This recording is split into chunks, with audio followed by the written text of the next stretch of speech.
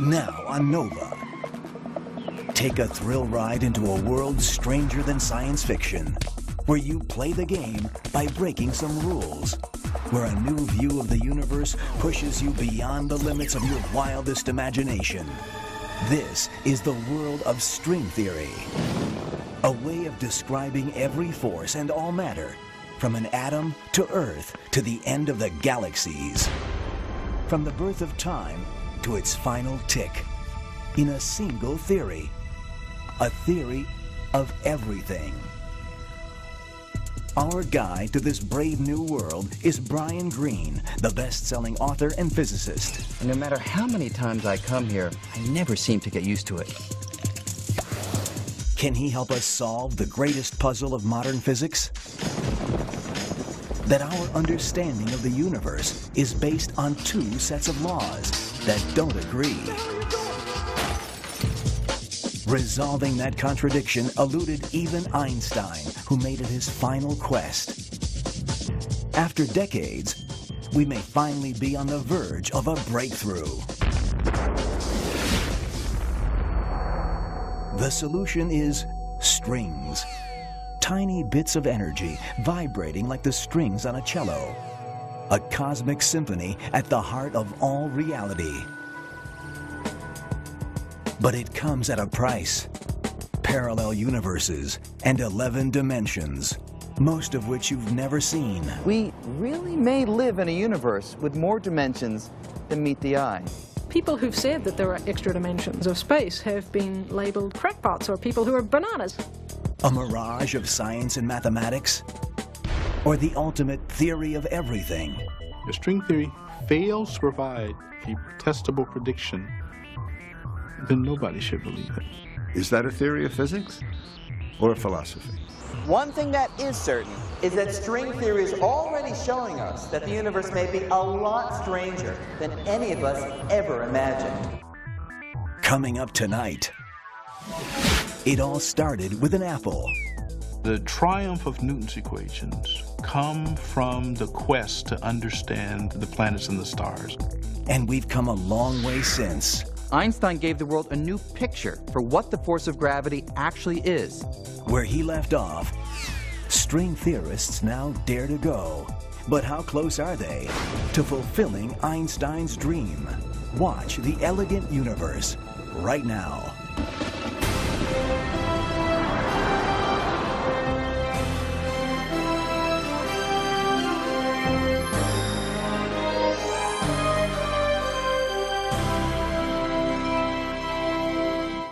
Major funding for NOVA is provided by the Park Foundation. Science. It's given us the framework to help make wireless communications clear. Sprint is proud to support NOVA. We see an inventor. At Microsoft, your potential inspires us to create software that helps you reach it. Your potential, our passion. Funding for the Elegant Universe is provided by the Alfred P. Sloan Foundation to enhance public understanding of science and technology. And by the National Science Foundation, America's investment in the future. Additional funding is provided by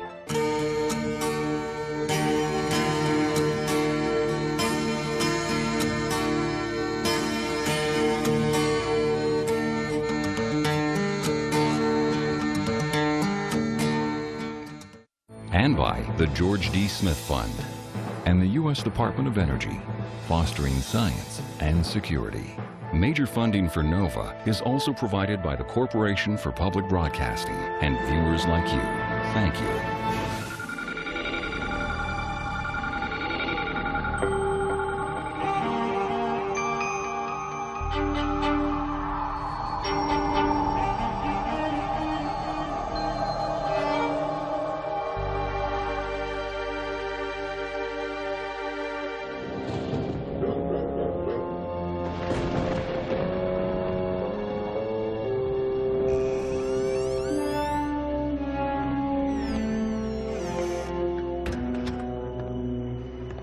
50 years ago, this house was the scene of one of the greatest mysteries of modern science. A mystery so profound that today, thousands of scientists on the cutting edge of physics are still trying to solve it. Albert Einstein spent his last 2 decades in this modest home in Princeton, New Jersey. And in his second-floor study, Einstein relentlessly sought a single theory, so powerful it would describe all the workings of the universe. Even as he neared the end of his life, Einstein kept a notepad close at hand, furiously trying to come up with the equations for what would come to be known as the theory of everything.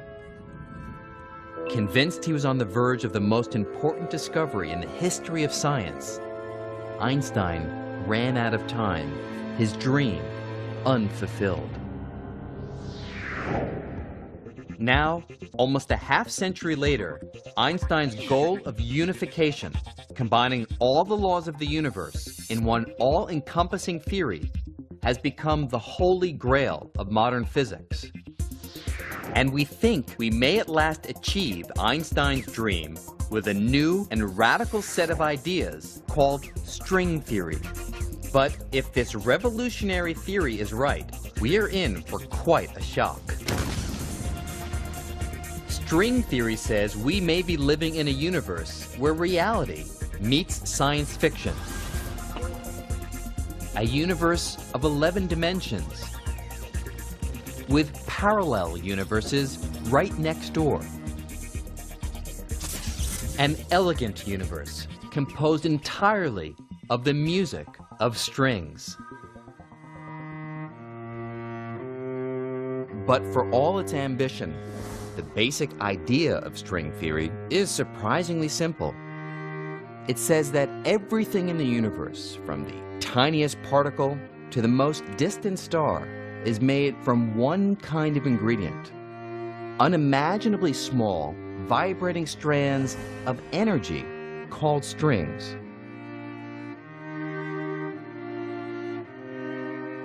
Just as the strings of a cello can give rise to a rich variety of musical notes,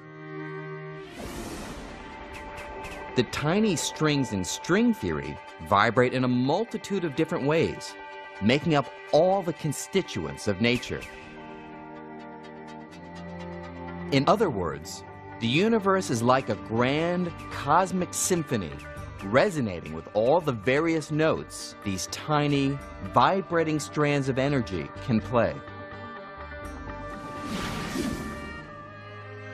String theory is still in its infancy, but it's already revealing a radically new picture of the universe, one that is both strange and beautiful. But what makes us think we can understand all the complexity of the universe, let alone reduce it to a single theory of everything? We have r mu nu minus a half g mu nu r, you remember how this goes, equals 8 pi g t mu nu. It comes from varying the Einstein-Hilbert action, we get the field equations, and this term, remember what this is called?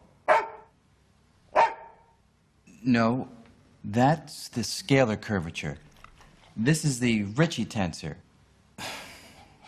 Have you been studying this at all? No matter how hard you try, you can't teach physics to a dog. Their brains just aren't wired to grasp it. But what about us? How do we know that we're wired to comprehend the deepest laws of the universe? Well, physicists today are confident that we are. And we're picking up where Einstein left off in his quest for unification. Unification would be the formulation of a law that describes perhaps everything in the known universe from one single idea, one master equation. And we think that there might be this master equation because throughout the course of the last 200 years or so, our understanding of the universe has given us a variety of explanations that are all pointing towards one spot. They seem to all be converging on one nugget of an idea that we're still trying to find. Unification is where it's at.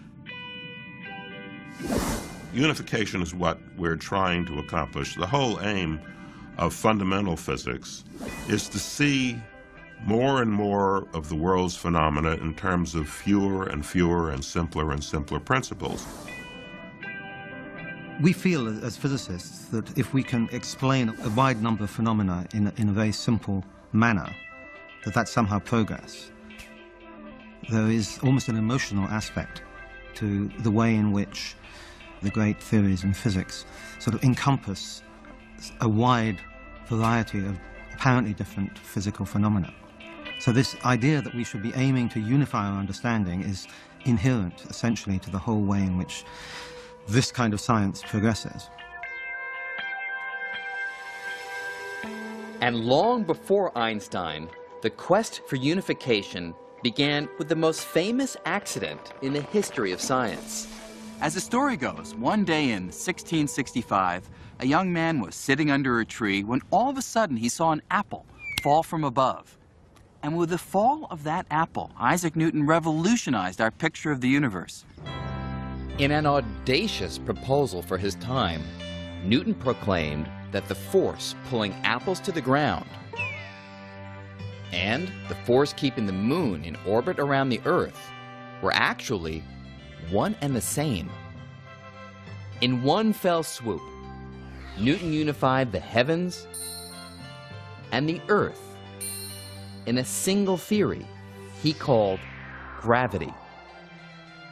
The unification of the celestial with the terrestrial, that the same laws that govern the planets in their motions govern the tides and the falling of fruit here on Earth. It was a fantastic unification of our picture of nature. Gravity was the first force to be understood scientifically, though 3 more would eventually follow. And although Newton discovered his law of gravity more than 300 years ago, his equations describing this force make such accurate predictions that we still make use of them today. In fact, scientists needed nothing more than Newton's equations to plot the course of a rocket that landed men on the moon. Yet, there was a problem. While his laws described the strength of gravity with great accuracy, Newton was harboring an embarrassing secret. He had no idea how gravity actually works.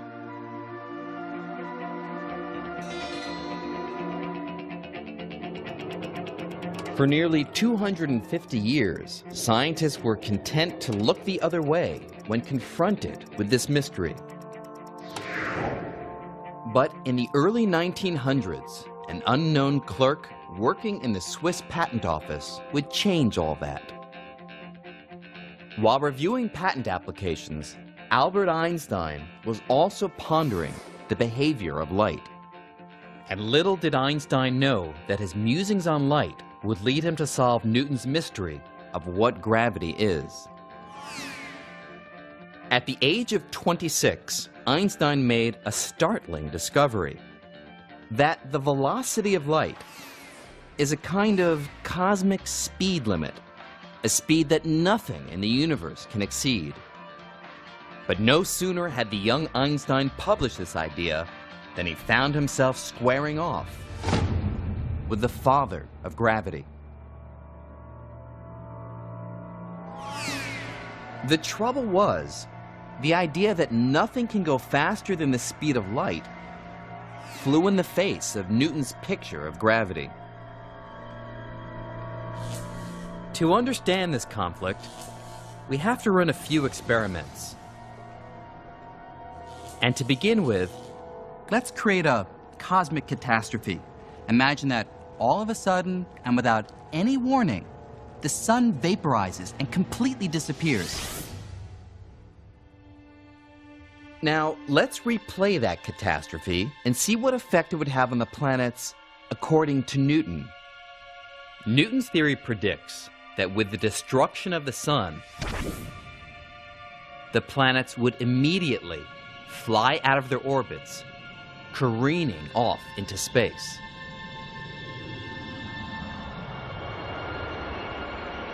In other words, Newton thought that gravity was a force that acts instantaneously across any distance, and so we would immediately feel the effect of the sun's destruction. But Einstein saw a big problem with Newton's theory.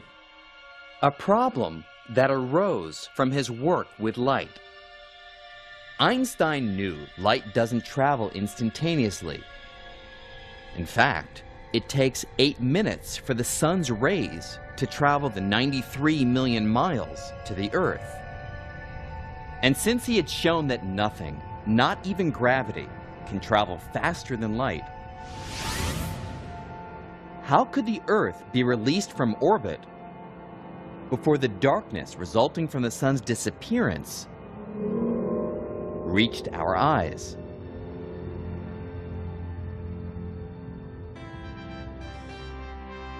To the young upstart from the Swiss patent office, anything outrunning light was impossible. And that meant the 250-year-old Newtonian picture of gravity was wrong. If Newton is wrong, then why do the planets stay up?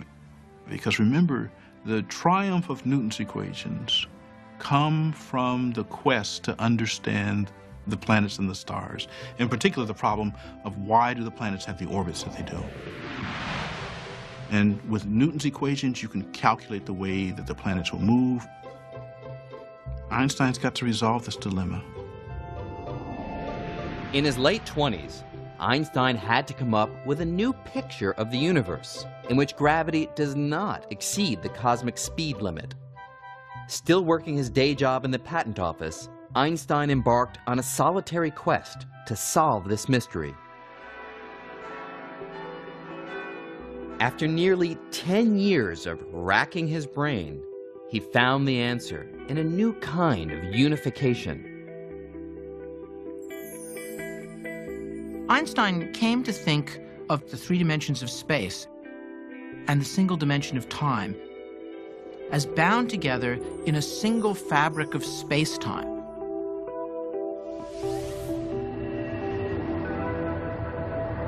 It was his hope that by understanding the geometry of this 4-dimensional fabric of space-time, that he could simply talk about things moving along surfaces in this space-time fabric. Like the surface of a trampoline, this unified fabric is warped and stretched by heavy objects like planets and stars. And it's this warping or curving of space-time that creates what we feel as gravity. A planet like the Earth is kept in orbit not because the sun reaches out and instantaneously grabs hold of it, as in Newton's theory, but simply because it follows curves in the spatial fabric caused by the sun's presence. So, with this new understanding of gravity, let's rerun the cosmic catastrophe. Let's see what happens now if the sun disappears. The gravitational disturbance that results will form a wave that travels across the spatial fabric in much the same way that a pebble dropped into a pond makes ripples that travel across the surface of the water. So we wouldn't feel a change in our orbit around the sun until this wave reached the Earth. What's more, Einstein calculated that these ripples of gravity travel at exactly the speed of light. And so, with this new approach, Einstein resolved the conflict with Newton over how fast gravity travels. And more than that, Einstein gave the world a new picture for what the force of gravity actually is. Its warps and curves in the fabric of space and time. Einstein called this new picture of gravity general relativity. And within a few short years, Albert Einstein became a household name. Einstein was like a rock star in his day. He was one of the most widely known and recognizable figures alive. He and perhaps Charlie Chaplin were the reigning kings of the popular media. People followed his work, and they were anticipating because of this wonderful thing he had done with general relativity, this recasting the laws of gravity out of his head, there was the thought he could do it again, and people want to be in on that. Despite all that he had achieved, Einstein wasn't satisfied. He immediately set his sights on an even grander goal, the unification of his new picture of gravity with the only other force known at the time, electromagnetism. Now, electromagnetism is a force that had itself been unified only a few decades earlier. In the mid-1800s, electricity and magnetism were sparking scientists' interest. These two forces seemed to share a curious relationship that inventors like Samuel Morse were taking advantage of in newfangled devices such as the telegraph. An electrical pulse sent through a telegraph wire to a magnet thousands of miles away produced the familiar dots and dashes of Morse code that allowed messages to be transmitted across the continent in a fraction of a second. Although the telegraph was a sensation, the fundamental science driving it remained something of a mystery. But to a Scottish scientist named James Clerk Maxwell, the relationship between electricity and magnetism was so obvious in nature that it demanded unification. If you've ever been on top of a mountain during a thunderstorm, you'll get the idea of how electricity and magnetism are closely related. When a stream of electrically charged particles flows, like in a bolt of lightning, it creates a magnetic field, and you can see evidence of this on a compass.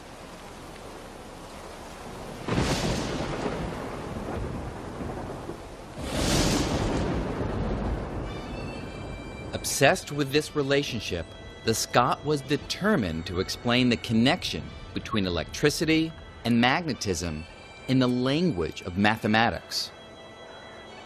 Casting new light on the subject, Maxwell devised a set of 4 elegant mathematical equations that unified electricity and magnetism in a single force called electromagnetism. And like Isaac Newton before him, Maxwell's unification took science a step closer to cracking the code of the universe. That was really the remarkable thing, that these different phenomena were really connected in this way. And it's another example of diverse phenomena coming from a single underlying building block or a single underlying principle. Imagine that everything that you can think of which has to do with electricity and magnetism can all be written in 4 very simple equations. Isn't that incredible? Isn't that amazing? I call that elegant. Einstein thought that this was one of the triumphant moments of all of physics and admired Maxwell hugely for what he had done. About 50 years after Maxwell unified electricity and magnetism, Einstein was confident that if he could unify his new theory of gravity with Maxwell's electromagnetism, he'd be able to formulate a master equation that could describe everything, the entire universe. Einstein clearly believes that the universe has an overall grand and beautiful pattern to the way that it works. And so to answer the question, why was he looking for the unification? I think the answer is simply that Einstein is one of those physicists who really wants to know the mind of God, which means the entire picture. Today, this is the goal of string theory: to unify our understanding of everything, from the birth of the universe to the majestic swirl of galaxies, in just one set of principles, one master equation. Newton had unified the heavens and the earth in the theory of gravity. Maxwell had unified electricity and magnetism. Einstein reasoned all that remained to build a theory of everything, a single theory that could encompass all the laws of the universe, was to merge his new picture of gravity with electromagnetism. He certainly had motivation. Probably one of them might have been aesthetics or this quest to simplify. Another one might have been just the physical fact that it seems like the speed of gravity is equal to the speed of light. So if they both go at the same speed, then maybe that's an indication of some underlying symmetry. But as Einstein began trying to unite gravity and electromagnetism, he would find that the difference in strength between these two forces would outweigh their similarities. Let me show you what I mean. We tend to think that gravity is a powerful force. After all, it's the force that right now is anchoring me to this ledge. But compared to electromagnetism, it's actually terribly feeble. In fact, there's a simple little test to show this. Imagine that I was to leap from this rather tall building. Actually, let's not just imagine it. Let's do it. You'll see what I mean.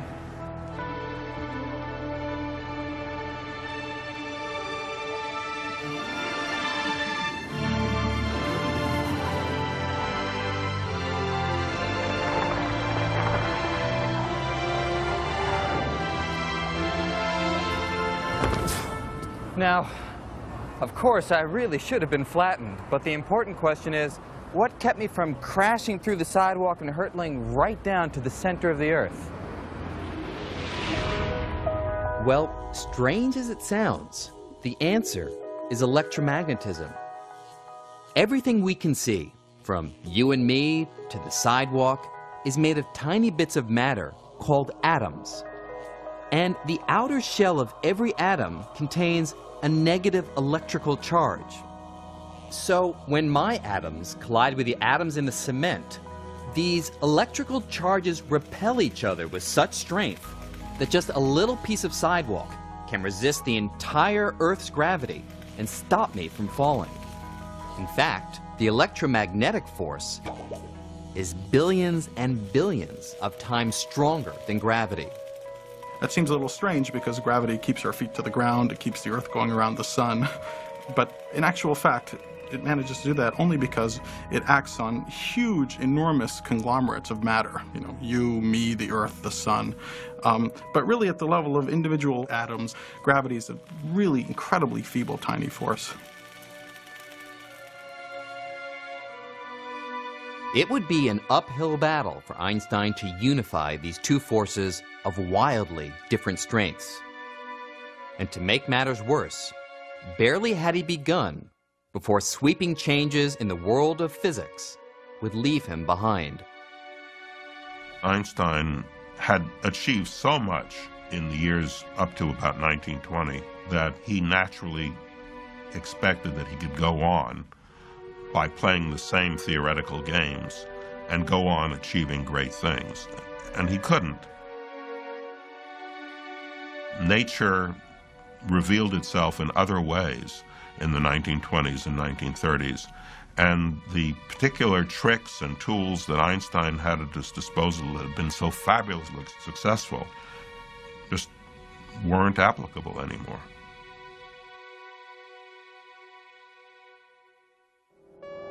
You see, in the 1920s, a group of young scientists stole the spotlight from Einstein when they came up with an outlandish new way of thinking about physics. Their vision of the universe was so strange, it makes science fiction look tame, and it turned Einstein's quest for unification on its head. Unification. Unification. Led by Danish physicist Niels Bohr, these scientists were uncovering an entirely new realm of the universe.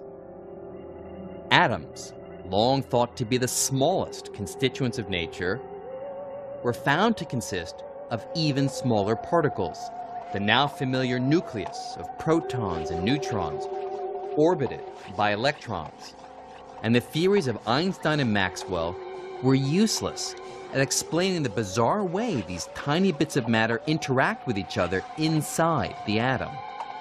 There was a tremendous mystery about how to account for all this, how to account for what was happening to the nucleus as the atom began to be pried apart in different ways. And the old theories were totally inadequate to the task of explaining them. Gravity was irrelevant, it was far too weak, and electricity and magnetism was not sufficient. Without a theory to explain this strange new world, these scientists were lost in an unfamiliar atomic territory, looking for any recognizable landmarks.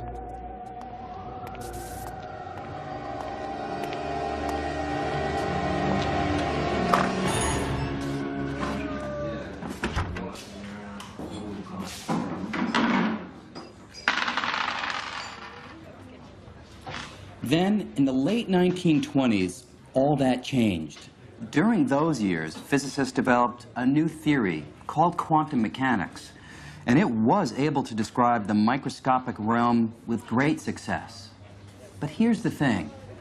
Quantum mechanics was so radical a theory that it completely shattered all previous ways of looking at the universe. Einstein's theories demand that the universe is orderly and predictable. But Niels Bohr disagreed. He and his colleagues proclaimed that at the scale of atoms and particles, the world is a game of chance. At the atomic or quantum level, uncertainty rules. The best you can do, according to quantum mechanics, is predict the chance or probability of one outcome or another. And this strange idea opened the door to an unsettling new picture of reality.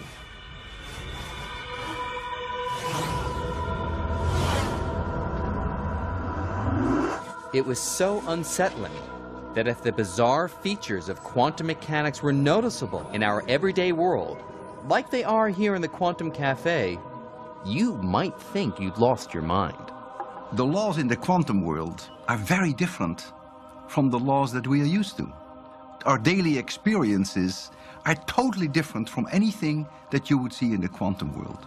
The quantum world is crazy. It's probably the best way to put it. It's a crazy world. For nearly 80 years, quantum mechanics has successfully claimed that the strange and bizarre are typical of how our universe actually behaves on extremely small scales. At the scale of everyday life, we don't directly experience the weirdness of quantum mechanics. But here, in the Quantum Cafe, big, everyday things sometimes behave as if they were microscopically tiny. And no matter how many times I come here, I never seem to get used to it. I'll have an orange juice, please. I'll try. I'll try, she says. You see, they're not used to people placing definite orders here in the Quantum Cafe because here, everything is ruled by chance. While I'd like an orange juice, there's only a particular probability that I'll actually get one.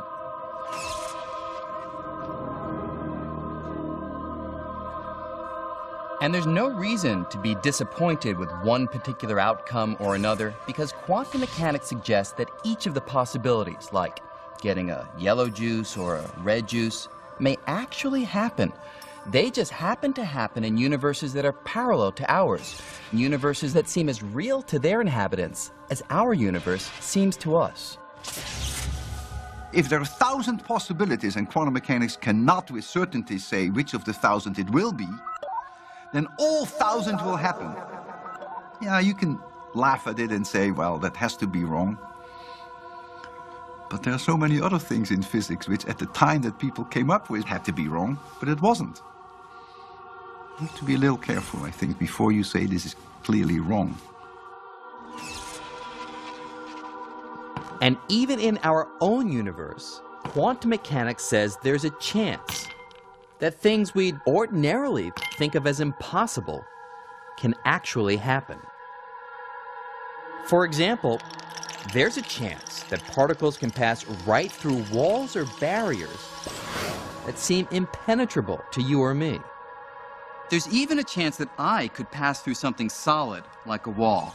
Now, quantum calculations do show that the probability for this to happen in the everyday world is so small that I'd need to continue walking into the wall for nearly an eternity before having a reasonable chance of succeeding. But here, these kind of things happen all the time. You have to learn to abandon those assumptions that you have about the world in order to understand quantum mechanics. In my gut, in my belly, do I feel like I have a deep intuitive understanding of quantum mechanics? No. And neither did Einstein. He never lost faith that the universe behaves in a certain and predictable way. The idea that all we can do is calculate the odds that things will turn out one way or another was something Einstein deeply resisted. Quantum mechanics says that you can't know for certain the outcome of any experiment. You can only assign a certain probability to the outcome of any experiment.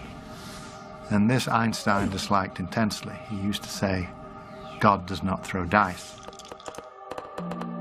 Yet experiment after experiment showed Einstein was wrong, and that quantum mechanics really does describe how the world works at the subatomic level. So quantum mechanics is not a luxury, something that you can do without. I mean, why is water the way it is? Why does light go straight through water? Why is it transparent? Why are other things not transparent? How do molecules form? Why are they reacting the way they react? The moment that you want to understand anything at an atomic level, as non-intuitive as it is, at that moment you can only make progress with quantum mechanics. Quantum mechanics is fantastically accurate. There has never been a prediction of quantum mechanics that has contradicted an observation. Never.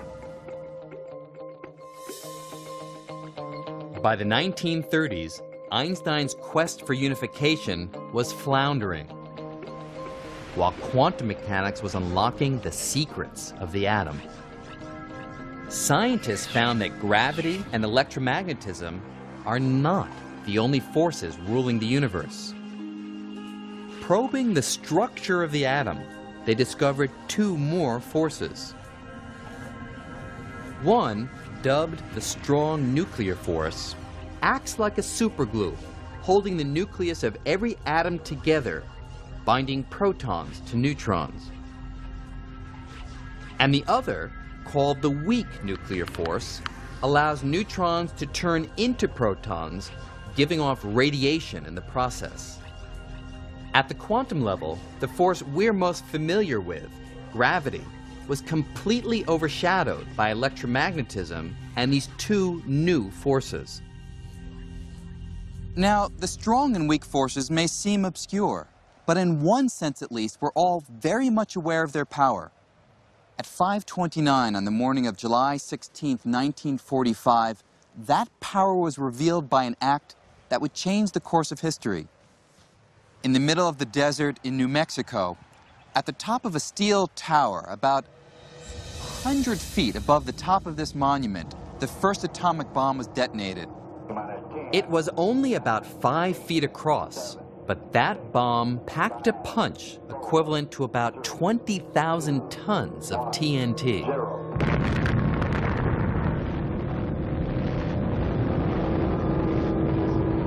With that powerful explosion, scientists unleashed the strong nuclear force, the force that keeps neutrons and protons tightly glued together inside the nucleus of an atom.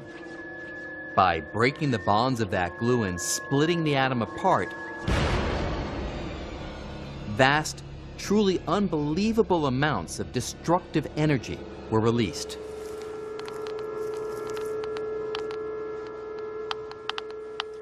We can still detect remnants of that explosion through the other nuclear force, the weak nuclear force, because it's responsible for radioactivity. And today, more than 50 years later, the radiation levels around here are still about 10 times higher than normal. So, although in comparison to electromagnetism and gravity, the nuclear forces act over very small scales, their impact on everyday life is every bit as profound. But what about gravity? Einstein's general relativity, where does that fit in at the quantum level? Quantum mechanics tells us how all of nature's forces work in the microscopic realm, except for the force of gravity. Absolutely no one could figure out how gravity operates when you get down to the size of atoms and subatomic particles. That is, no one could figure out how to put general relativity and quantum mechanics together into one package. For decades, every attempt to describe the force of gravity in the same language as the other forces, the language of quantum mechanics, has met with disaster. You try to put those two pieces of mathematics together, they do not coexist peacefully. You get answers that the probabilities of the event you're looking at are infinite. Nonsense. It's not profound, it's just nonsense. It's very ironic because it was the first force to actually be understood in some decent quantitative way, but it still remains split off and very different from the other ones. The laws of nature are supposed to apply everywhere. So if Einstein's laws are supposed to apply everywhere, and the laws of quantum mechanics are supposed to apply everywhere, well, you can't have two separate everywheres.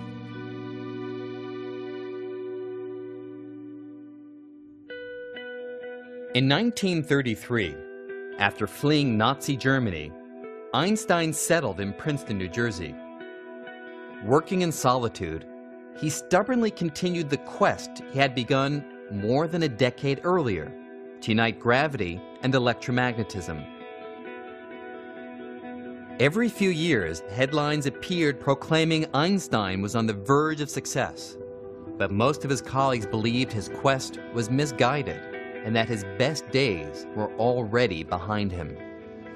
Einstein in his later years got rather detached from the work of physics in general and stopped reading people's papers. I don't even think he knew there was such a thing as the weak nuclear force. He didn't pay attention to those things. He kept working on the same problem that he had started working on as a younger man. When the community of theoretical physicists begin to probe the atom, Einstein very definitely gets left out of the picture. He, in some sense, chooses not to look at the physics coming from these experiments. That means that the laws of quantum mechanics play no role in his sort of further investigations. He's thought to be this doddering, sympathetic old figure who led an earlier revolution but somehow fell out of it. It is as if a general who is a master of horse cavalry, who has achieved great things as a commander at the beginning of the First World War, would try to bring mounted cavalry into play against the barbed wire trenches and machine guns of the other side. Albert Einstein died on April 18th, 1955. And for many years, it seemed that Einstein's dream of unifying the forces in a single theory died with him. So the quest for unification becomes a backwater of physics. By the time of Einstein's death in the 50s, almost no serious physicists are engaged in this quest for unification.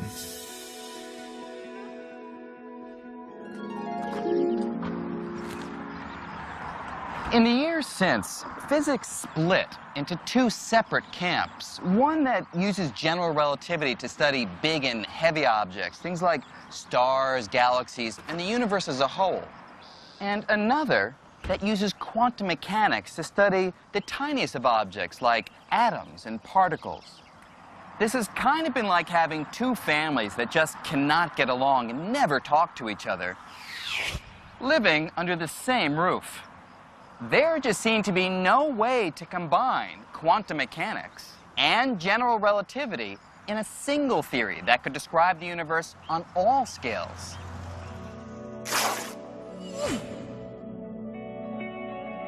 Now, in spite of this, we've made tremendous progress in understanding the universe.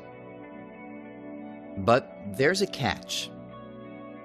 There are strange realms of the cosmos that will never be fully understood until we find a unified theory. And nowhere is this more evident than in the depths of a black hole. A German astronomer named Karl Schwarzschild first proposed what we now call black holes in 1916. While stationed on the front lines in World War I, he solved the equations of Einstein's general relativity in a new and puzzling way. Between calculations of artillery trajectories, Schwarzschild figured out that an enormous amount of mass, like that of a very dense star, concentrated in a small area, would warp the fabric of space-time so severely that nothing, not even light, could escape its gravitational pull.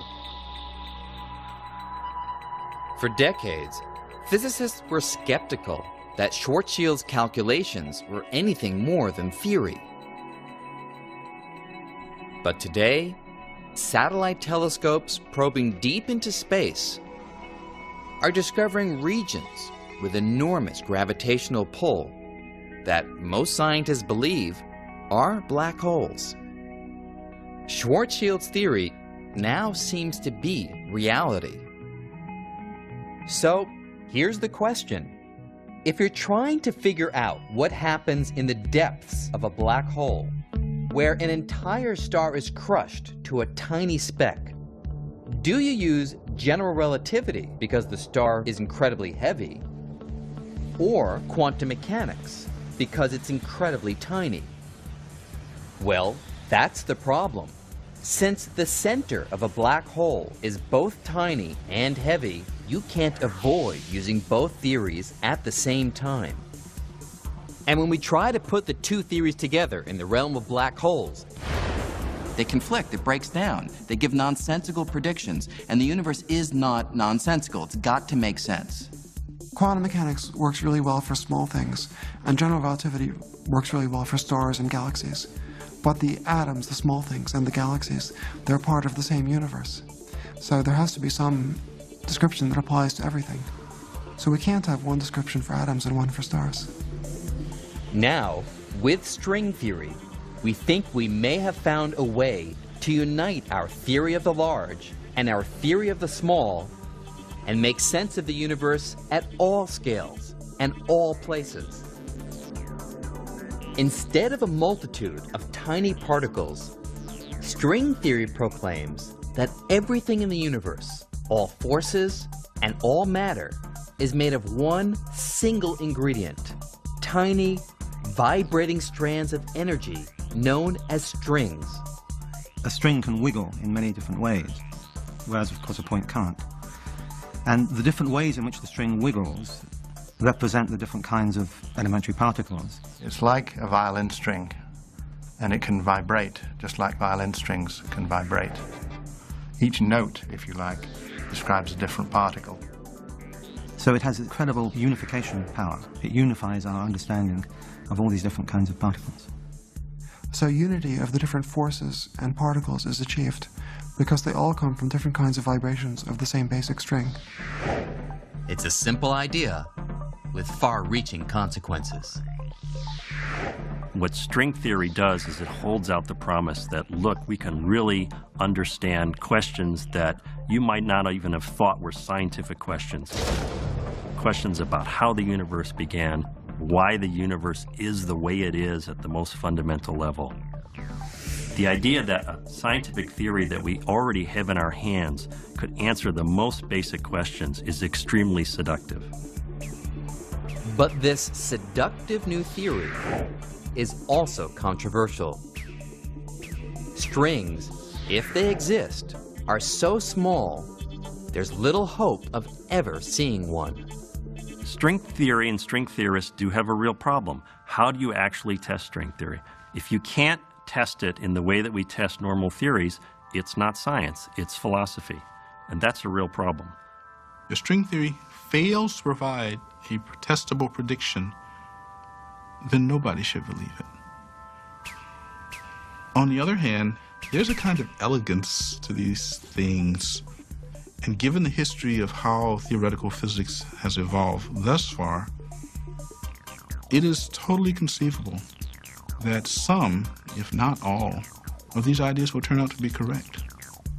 I think 100 years from now, this particular period when most of the brightest young theoretical physicists worked on string theory will be remembered as a heroic age when theorists tried and succeeded to develop a unified theory of all the phenomena of nature. On the other hand, it may be remembered as a tragic failure. My guess is that it'll be something like the former rather than the latter. But ask me 100 years from now, then I can tell you.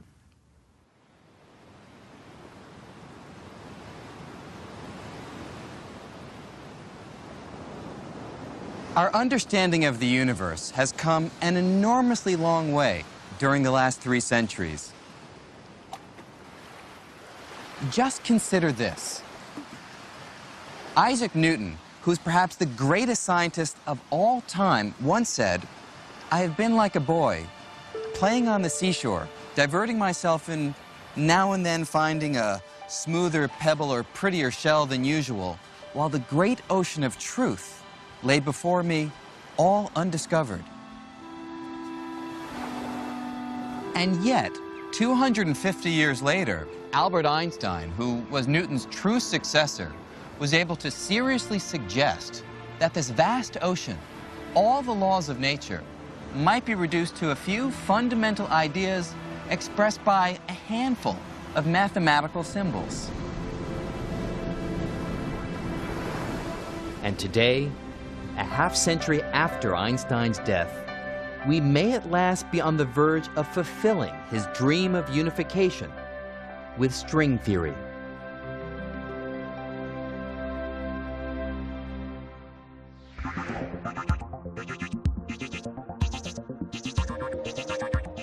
But where did this daring and strange new theory come from?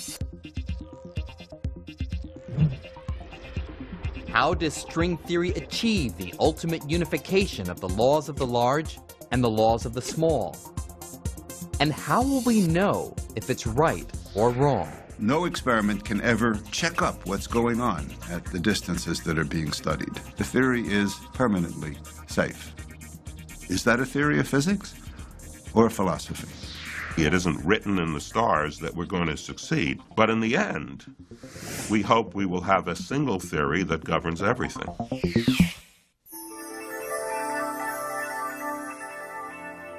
On NOVA's website, go behind the scenes with Brian Greene. Journey into the subatomic world. Play with strings. Picture other dimensions and much more. Find it on pbs.org.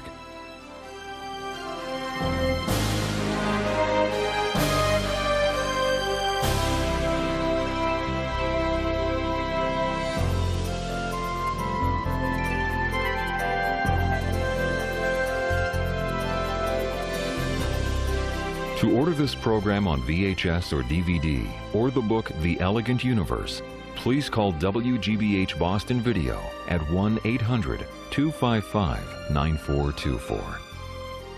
Next time on Nova, play hard, break some rules, and push the limits of your wildest imagination. Brian Greene takes you on a quest for the theory of everything. PBS presents Nova, The Elegant Universe.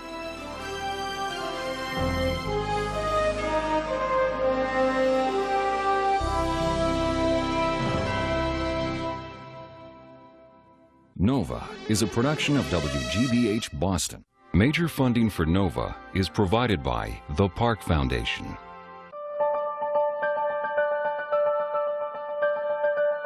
We see Teacher of the Year.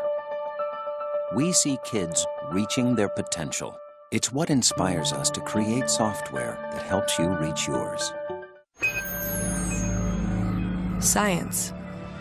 It's given us the framework to help make wireless communications clear. Sprint is proud to support NOVA. Funding for the Elegant Universe is provided by the Alfred P. Sloan Foundation to enhance public understanding of science and technology. And by the National Science Foundation, America's investment in the future. Additional funding is provided by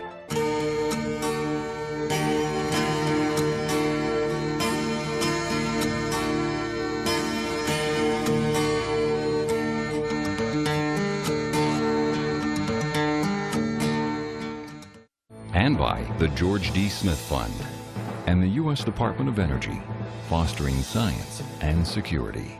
Major funding for NOVA is also provided by the Corporation for Public Broadcasting and viewers like you. Thank you. We are PBS.